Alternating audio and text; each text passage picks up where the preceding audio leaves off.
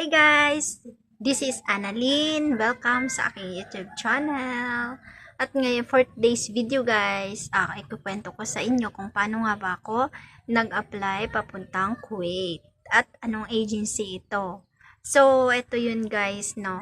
May nag-refer sa akin na isang kaibigan ko, kumari ko yun. Tapos, siya dapat yung mag-a-apply. Tapos, nabuntis siya bigla. So yun, kailangan niyang may kapalit doon kasi papagalitan siya ng agent niya. Tapos, ayun, chinat niya ako, kailangan ko nga talaga yun kasi single mother ako guys. Tatlo yung anak kong babae, tapos, walang suporta yun sa tatay nila, sa mga isa lang yung tatay nun na walang suporta yun guys sa tatay nila since yung bunso ko ngayon is 13 years old na.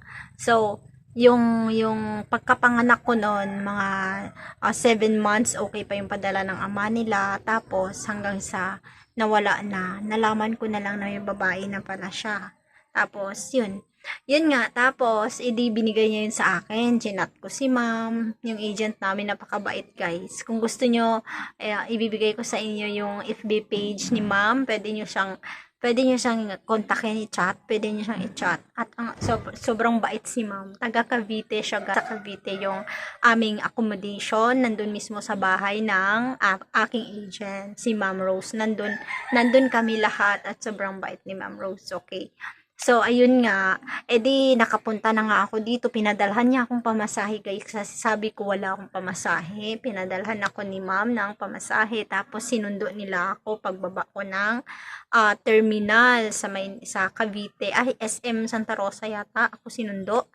Tapos sinundo nila ako, tapos diretso ako doon sa bahay nila sa Cavite, doon sa malaki yung bahay nila madam. Tapos dyan kami sa first floor.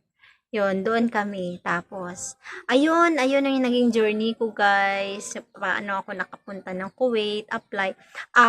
Bago ako nakaalis, mga 3 months bago ako nakarating naka-flight papuntang Kuwait ngayon. Pero marami akong naunahan ko pa yung iba kong mga kasama doon na matatagal na, kasi syempre kailangan healthy tayo, fit to work tayo. So ayun, ako naging fit to work naman ako kaagad, tapos nagkaroon ako agad ng employer. Pero matagal, 'di ba?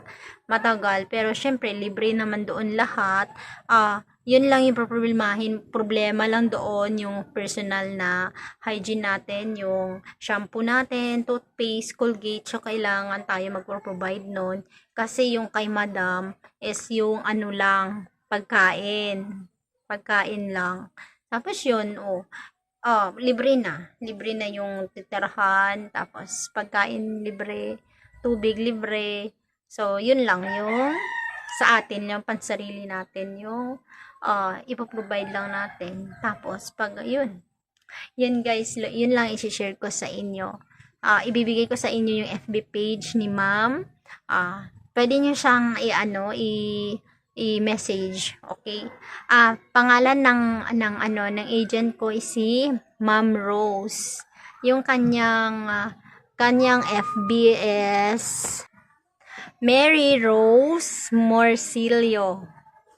Mary Rose Marcilio guys, at iaano ko na lang dito sa screen, okay? Thank you for watching. So abangan nyo guys ang susunod kong videos, ang journey ko sa Kuwait. Ayun guys, yung aking iba-vlog, ang journey ko about sa Kuwait, yung experience ko sa Kuwait, ano nga ba, kung maganda nga ba sa Kuwait. Thank you so much for watching for my YouTube video guys. Sana supportahan nyo pa yung susunod ko mga videos. Maraming salamat. Bye!